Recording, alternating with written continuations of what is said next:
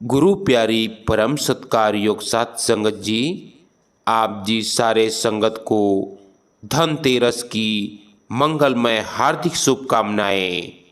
गुरु प्यारी साथ संगत जी, संसार के हर रिश्ते को निभाने के लिए हम चौबीसों घंटे लगे रहते हैं, फिर भी सब नाराज रहते हैं।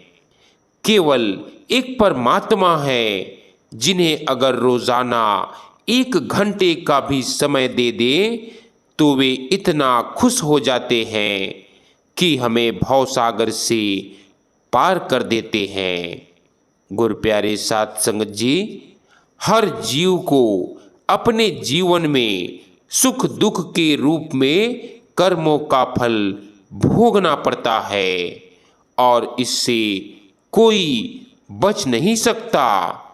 दुखों से भरे इस नश्वर संसार में मनुष्य खाली हाथ आता है और खाली हाथ लौट जाता है, किंतु यह सब कुछ जानते हुए भी माया के कारण भ्रमित हुआ मनुष्य सांसारिक संबंधों और पदार्थों में ही सुख ढूंढता फिरता है।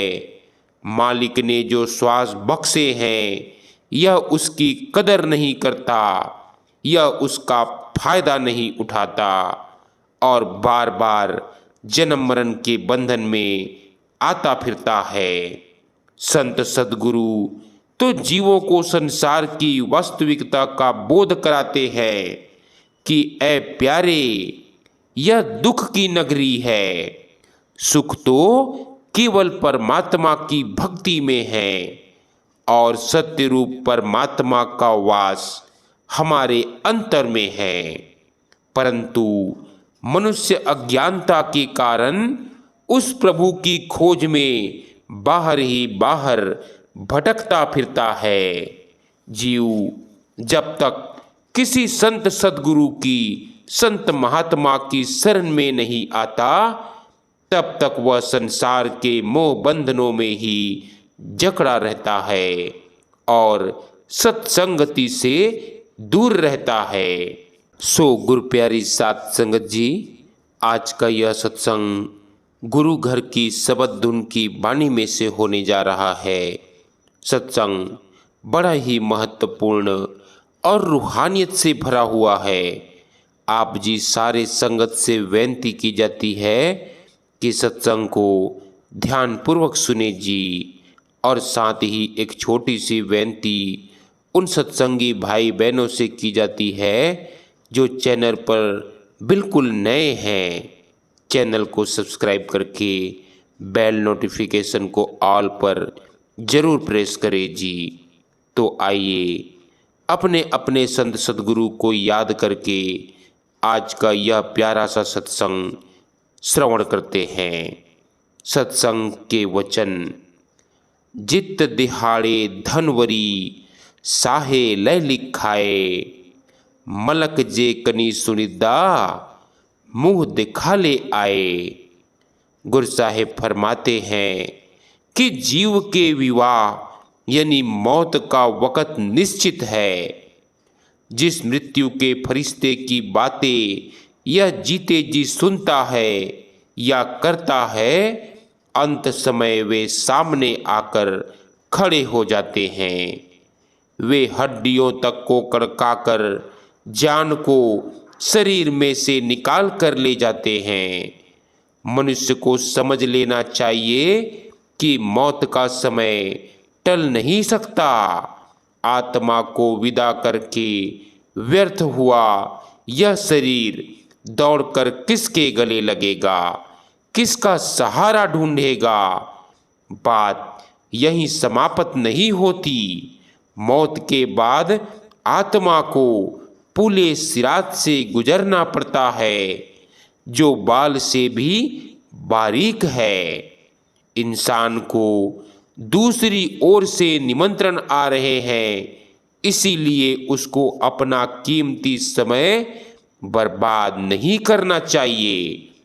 बाबा फरीद समझाते हैं कि मौत अटल है और उसका समय कभी नहीं बदला जा सकता। इस शब्द में यह रूहानी भेद छिपा हुआ है कि जो लोग जीते जी खुदा की बंदगी द्वारा अपना ध्यान शरीर के 9 द्वारों में से समेटकर आंखों के पीछे एकाग्र और स्थिर करने का अभ्यास नहीं करते, उनके लिए मौत का समय बहुत दुखदाई होता है। उनकी आत्मा शरीर को छोड़ना नहीं चाहती, परंतु यमदूत आत्मा को जबरदस्ती खींचते हैं। इससे जो पीड़ा होती है उसका शब्दों में वर्णन कर पाना असंभव है। फरमाते हैं, फरीदा दर दरवेशी गाखड़ी चला दुनिया भत, बन उठाई पोटली किथे वंजा घत। बाबा फरीद कहते हैं कि खुदा की दरगाह का सच्चा दरवेश बनना बहुत मुश्किल है प्यारे। मैंने दुनियादारी और कुकर्मों का जो भार अपने ऊपर उठाया हुआ है उसको फेंक कर कहाँ जाऊं। आपके कहने का भाव है कि मालिक का इश्क और दुनिया की मोहब्बत एक साथ नहीं चल सकती। सच्चा दरवेश बनने के लिए दुनिया का मोह त्याग कर अपने अंदर परमात्मा का सच्चा प्रेम पैदा करना जरूरी है। फिर कहते हैं, किज ना बूझे किज ना सूझे दुनिया गुझी भाए, साईं मेरे चंगा किता नाई ता हम भी दज्जा आए। बाबा फरीद समझाते हैं कि इस दुनिया की आंतरिक सच्चाई इसकी बाहर की सूरत से बिल्कुल अलग है। इंद्रियों के भोग, विषय विकार, सांसारिक ऐसो आराम और शानो शौकत, ये सभी बाहरी तौर पर तो सुख के साधन लगते हैं, लेकिन वास्तव में यह एक ऐसी गहरी आग है जो जीव की शारीरिक, मानसिक और आत्मिक बर्बादी का कारण बन जाती है। बाबा फरीद कहते हैं कि कुल मालिक ने दया करके मुझे इस अग्नि से बचा लिया है, नहीं तो मैं इसमें जलकर राख हो जाता। फिर कहते हैं, फरीदा जे जाना तिल थोड़े सम्मल बुक भरी, जे जाना सहु नंदड़ा ता थोड़ा मान करी। यदि मुझे पता होता कि श्वास रूपी तिल बहुत कम है तो मैं सोच समझकर उनका प्रयोग करता, अर्थात मैं इनको दुनिया के धंधों और ऐसो आराम में बर्बाद तो ना करता। जीवात्मा रूपी स्त्री कहती है कि यदि मुझे पता होता कि मेरा पति परमात्मा बेपरवाह और अपनी मौज का मालिक है तो मैं अपने गुणों का अहंकार नहीं करती। बाबा फरीद सावधान कर रहे हैं कि इंसान को जो गिनती के श्वास मिले हैं उनको व्यर्थ नष्ट नहीं करना चाहिए। उसको जीवन के वास्तविक उद्देश्य की प्राप्ति की ओर ध्यान देना चाहिए। मनुष्य को अपने गुणों का अहंकार नहीं करना चाहिए, बल्कि परमात्मा की दया का सहारा लेना चाहिए। जीव का कल्याण अपने गुणों द्वारा नहीं, खुदा की रहमत द्वारा ही संभव है। गुणों का अहंकार करना हौमे है जो जीव को परमात्मा से दूर रखती है। फिर कहते हैं, जे जाना लड़ छीजड़ा पीड़ी पाई गन, तय जेवण में नाहे को सब जग डिठा हंड। कहते हैं कि आत्मा रूपी दुल्हन कहती है कि यदि मुझे पता होता कि परमात्मा रूपी पति के साथ जुड़े बंधन के टूट जाने का डर है तो मैं उसके साथ प्रेम की पक्की और गहरी गांठ लगाती। मैंने सारा संसार ढूंढकर देख लिया है कि मेरा पति परमात्मा सबसे बड़ा है। मेरे लिए उसके जैसा और कोई दूसरा है नहीं। हजरत सुल्तान बाहू ने इसी भाव का वर्णन इस प्रकार किया है। तै जी हा मैनू होर न कोई, मैं जेहिया लख तैनू हूँ। बाबा फरीद संकेत करते हैं कि प्रभु रूपी प्रियतम के साथ दिखावे की प्रीत का नहीं, सच्ची अंतर्मुख प्रीत का रिश्ता जोड़ना चाहिए। जिस प्रकार पत्नी के लिए उसका पति ही एक सच्चा सहारा होता है, उसी प्रकार आत्मा का भी एकमात्र सच्चा सहारा वह सर्वशक्तिमान और दयालु प्रभु है। बाबा फरीद अब खबरदार करते हैं कि भले लोगों, यदि तुम सच्चे अर्थों में बुद्धिमान हो तो बुरे कर्मों से बचकर रहो। यदि तुम अपने अंदर झांक कर देखो कि तुम्हारे अंदर गुनाहों के कितने ढेर लगे हुए हैं, तुम आगे के लिए सचेत हो जाओ। तुम्हें पता होना चाहिए कि देर सवेरे अपने सभी कर्मों का फल स्वयं भुगतना पड़ेगा। गुरु नानक साहिब कहते हैं कि इंसान को समझदारी से काम लेना चाहिए। उसको थोड़े समय के लिए, लाभ के लिए अपना परमार्थ बर्बाद नहीं करना चाहिए। जिस वस्तु को प्राप्त करने का अंजाम बुरा हो, उसकी प्राप्ति को जिंदगी का मूल उद्देश्य बना लेना बुद्धिमता नहीं, मूर्खता है। बाबा फरीद कहते हैं, फरीदा जो तय मारन मुखिया तिन्हा ना मारे घूम, आप नड़े घर जाइए पैर दिन्हा ते चूम। कहते हैं कि दरवेश के लिए सहनशीलता, नम्रता और क्षमा का बहुत ऊंचा आदर्श कायम करते हुए आप फरमाते हैं कि ऐ खुदा के आशिक, यदि कोई तुझे गुस्से में आकर गालियां दे या तुझे मारने पीटने पर आ जाए, तब भी तुझे बदले में उसको बुरा भला कहना नहीं चाहिए और ना ही उस पर हाथ उठाना चाहिए। तुझे चाहिए कि उसके कदमों में सिर झुकाकर उससे माफ़ी मांगे कि भाई गलती मुझसे ही हुई है, तुम मेरी गलती को माफ़ कर दो। भाव यह है कि विरोधी से भी अच्छा व्यवहार करना चाहिए। अपने साथ हुई ज्यादती का बदला न लेना सहनशीलता और क्षमा की मूरत बन चुके मालिक के सच्चे दरवेश का ही काम है। कबीर साहिब ने कहा है, क्षमा साधु का खेल है। गुरु साहिब फरमाते हैं कि जब तुम्हारे पास खुदा की बंदगी की दौलत इकट्ठी करने का समय था, तब तुम दुनिया के रंग में रंगे रहे। परिणाम यह हुआ कि मौत आ पहुंची तथा तुम्हें खाली हाथ संसार से जाना पड़ा।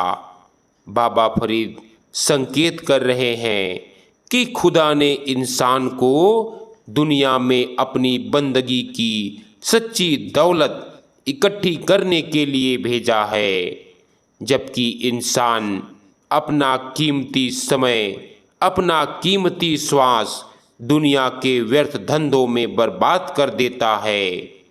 अंत समय दुनिया की दौलत तो उसके साथ जाती नहीं, वह पापों की गठरी जरूर बांध कर ले जाता है। ऐ इंसान देख, अब तेरी कैसी दशा हो गई है।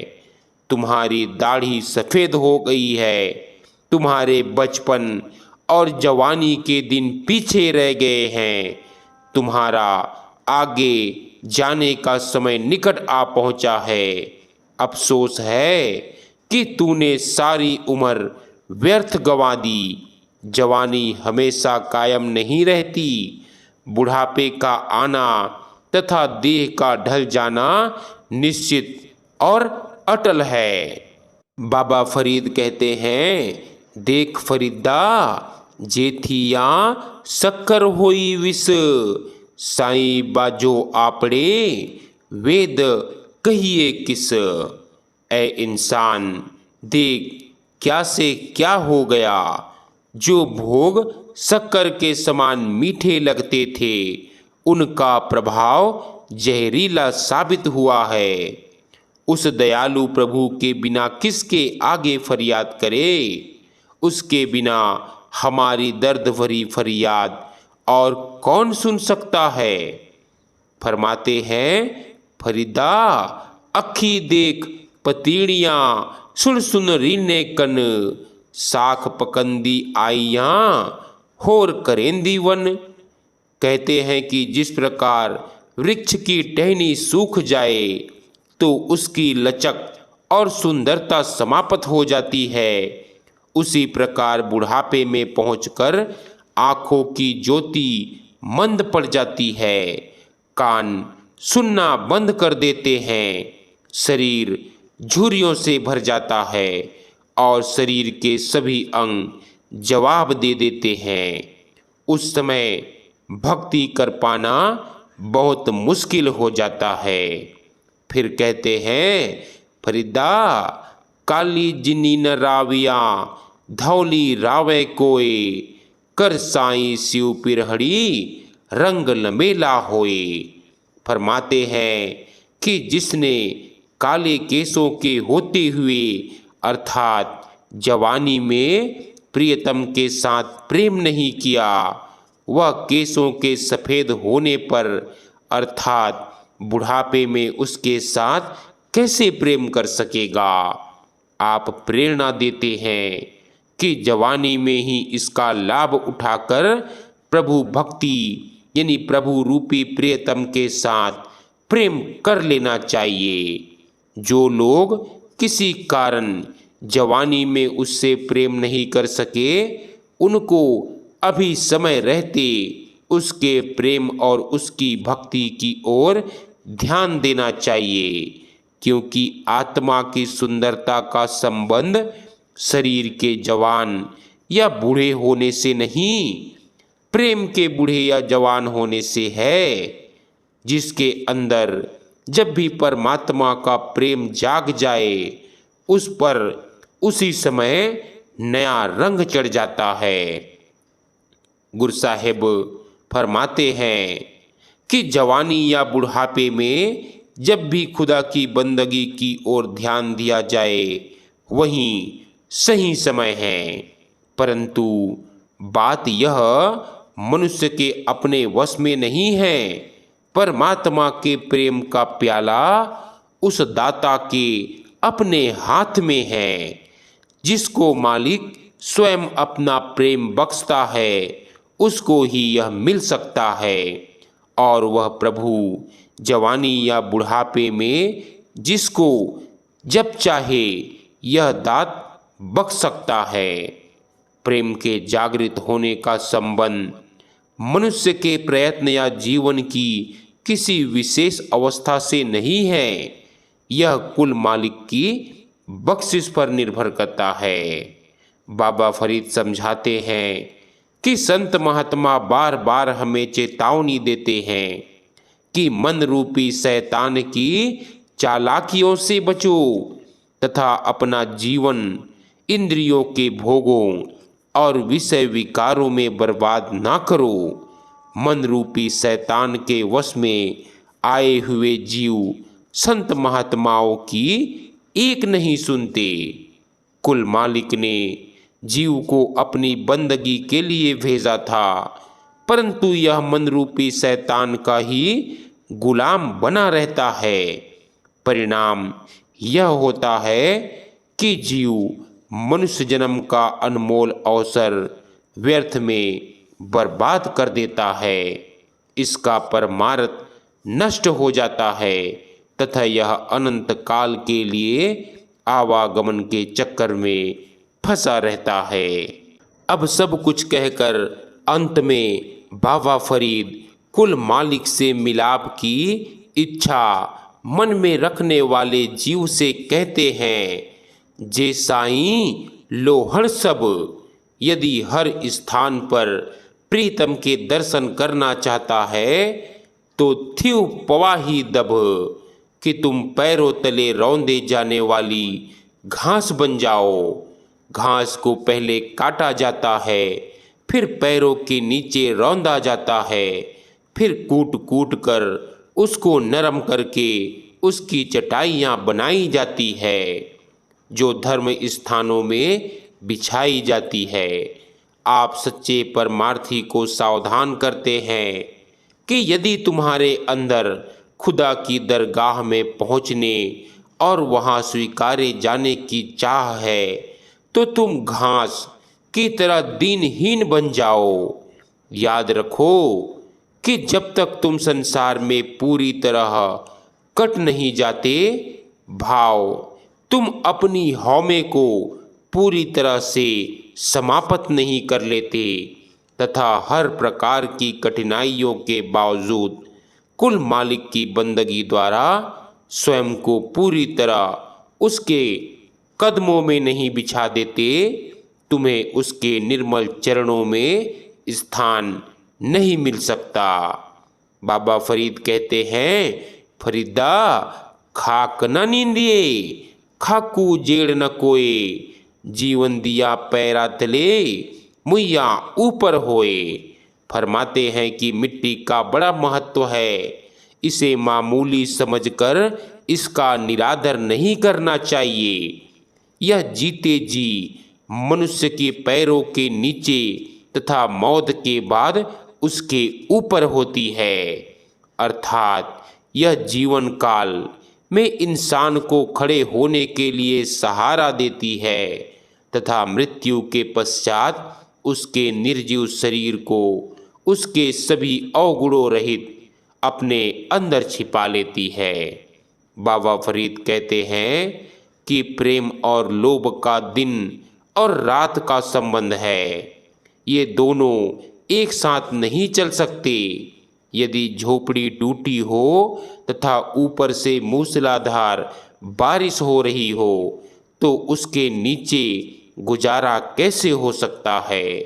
इसी प्रकार यदि प्रेम के भाव में लोभ घुस जाए तो प्रेम कैसे कायम रह सकती है। आप समझा रहे हैं कि प्रभु का सच्चा भक्त बनने के लिए, प्रभु को पाने के लिए प्रभु से प्रेम करना चाहिए। सांसारिक इच्छाओं की पूर्ति के लिए प्रभु को प्रेम करना, प्रभु को अपने मन के अधीन करने का प्रयास करना है। सच्चा भक्त प्रभु रूपी प्रियतम के भाड़े में रहता हुआ निष्काम भाव से उससे प्रेम करता है। गुरु अर्जुन साहिब ने इसी भाव को प्रकट करते हुए कहा है, बिण तुद हौर जे मंगना, सिर दुखा के दुख, देह नाम संतोखिया, उतरे मन की भूख। अव्वल तो हम परमात्मा की खोज करते ही नहीं, अगर करते भी हैं तो गलत स्थानों पर करते हैं। कोई उसकी तलाश में तीर्थों पर भटकता फिरता है, कोई जंगलों पहाड़ों बियाबानों में उसको ढूंढता फिरता है। सीधी सी बात है कि जो वस्तु जहाँ मौजूद है वह केवल वही मिल सकती है। बाबा फरीद सावधान करते हैं कि ऐ भले लोगों, कुल मालिक की तलाश में जंगल में क्यों भटकते फिरते हो। जंगलों में भटकने से पैरों में कांटे चुभ सकते हैं और अनेक प्रकार के कष्ट झेलने पड़ सकते हैं, परंतु परमात्मा से मिलाप नहीं हो सकता। खुदा हर इंसान के अंदर है।